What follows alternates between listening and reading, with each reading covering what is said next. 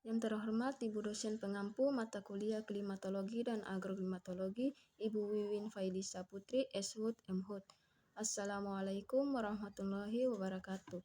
Perkenalkan, nama saya Fitri Kurniawati Kahar, program studi agribisnis.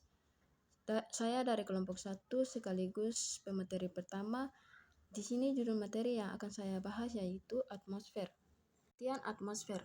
Atmosfer terdiri dari kata atmos yang berarti uap dan sphaira yang berarti bola. Atmosfer adalah bulatan udara yang membungkus bola bumi. Atmosfer termasuk bagian bumi. Karena pengaruh gaya berat, maka atmosfer berputar atau berorotasi bersama-sama bumi setiap hari, serta beredar mengelilingi matahari setiap tahun atau berevolusi. Tebal atmosfer mencapai kurang lebih 1000 km. Semakin tinggi lapisan udara, tekanannya semakin rendah. Keadaan cuaca dan iklim. Cuaca adalah keadaan udara pada waktu yang relatif singkat dalam satu daerah yang sempit. Ilmu tentang cuaca dinamakan meteorologi. Cuaca dikatakan baik misalnya langit cerah, tidak berawan, tidak turun hujan, tidak berkabut, dan tidak bertiup angin yang kencang. Unsur-unsur cuaca dan iklim sebagai berikut. 1. Sinar matahari atau radiasi. 2. Temperatur atau suhu udara. 3. Tekanan udara. 4. Angin. Dan yang kelima, awan. Macam-macam klasifikasi tipe iklim. 1. Iklim matahari. 2. Iklim fisis. 3. Klasifikasi Köppen. 4. Klasifikasi Schmidt-Ferguson. 5. Klasifikasi Oldeman. Dan yang keenam, klasifikasi F.W. Jung-Hoon. Kegunaan atmosfer. Atmosfer mempunyai peranan dalam kehidupan di permukaan bumi antara lain. 1. Melindungi bumi dari jatuhnya benda angkasa seperti meteor, komet, dan lain-lain. 2. Menjaga temperatur udara di permukaan bumi agar tetap bermanfaat untuk kehidupan. 3. Memantulkan gelombang radio. 4. Membantu menjaga stabilitas suhu udara siang dan malam. 5. Menyerap radiasi dan sinar ultraviolet yang sangat berbahaya bagi manusia makhluk bumi lainnya. 6. Menciptakan cuaca berupa hujan dan salju sehingga terjadilah musim panas dan musim dingin. 7. Sarana berlangsungnya proses pembakaran, tanpa udara kita tidak dapat menyalakan api, bernafas, dan sebagainya. Selain itu, gas-gas yang ada di atmosfer mempunyai peran masing-masing antara lain. A. Nitrogen untuk pertumbuhan tanaman. B. Oksigen untuk pernapasan. C. Karbon dioksida untuk fotosintesis. D. Neon untuk lampu listrik. Dan E. Ozon untuk menyerap sebagian radiasi matahari. Dengan saya Rini Ngabalin, saya dari Prodi Manajemen Hutan semester 3. Di sini juga saya akan menjelaskan sedikit materi tentang atmosfer, karena tentang atmosfer sudah dijelaskan oleh Fitri Kurniawati Kahar. Maka itu saya akan meneruskan atau menjelaskan materi tentang atmosfer. Atmosfer terdiri atas beberapa lapisan. 1. Troposfer.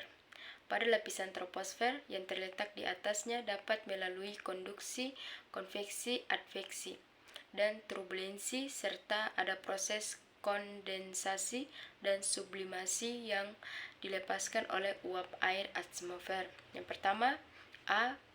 Konduksi, proses pemanasan secara melambat atau bersinggungan. B.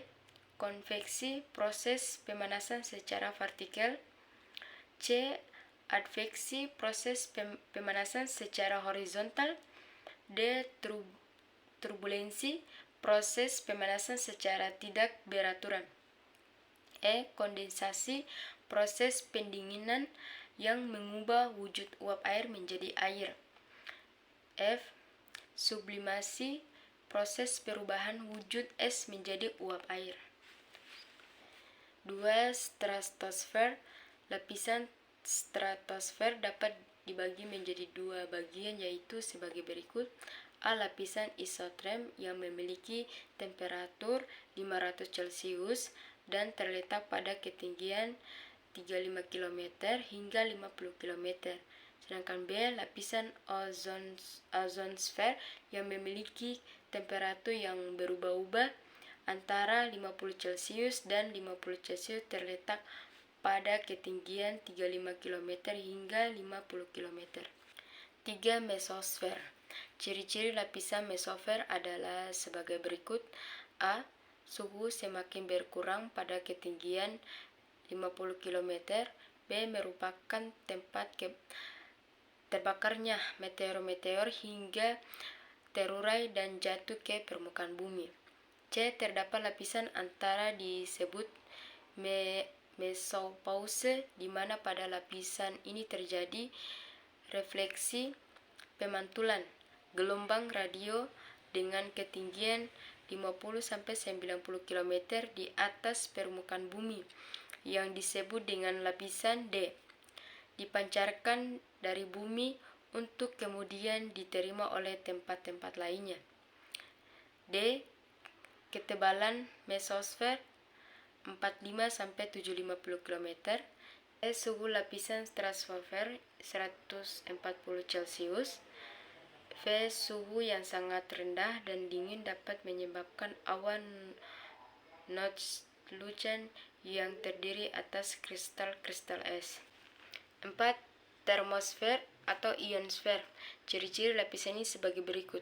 A. Pada lapisan ini terjadi inversi suhu sangat tajam akibat penyerapan radiasi sinar X dan ultraviolet yang dipancarkan matahari. B. Pada ketinggian 90-120 km di atas permukaan bumi terjadi ionisasi di lapisan E yang disebabkan oleh sinar X di matahari, terdiri dari nitrogen dan oksigen. C. Pada lapisan F pada ketinggian 150-300 km lebih terjadi ionisasi karena sinar ultraviolet dari cahaya matahari banyak mengandung ion nitrogen. 5. Eksosfer dan disipasisfer. Eksosfer adalah lapisan bumi yang terletak paling luar. Pada lapisan eksosfer terdapat refleksi cahaya matahari yang dipantulkan oleh partikel debu meteoritik. Cahaya matahari yang dipantulkan tersebut juga dikenal sebagai cahaya zodiakal. Sifat-sifat lapisan eksosfer. Yang pertama, A. Eksosfer lapisan atmosfer. Kelima, terletak pada ketinggian 800-1000 km dari permukaan bumi. B. Lapisan eksosfer merupakan lapisan paling panas.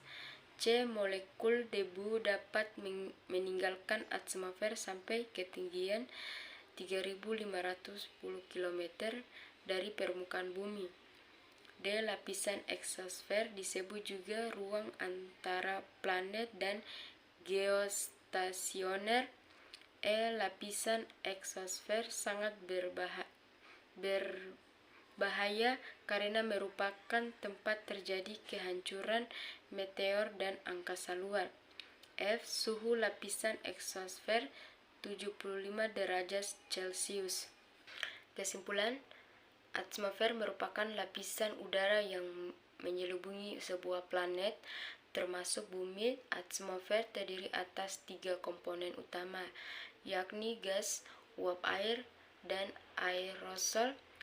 Atmosfer tersusun atas beberapa lapisan tersebut antara lain troposfer, tropopause, stratosfer, stratopause, mesopause, dan termosfer atau ionosfer.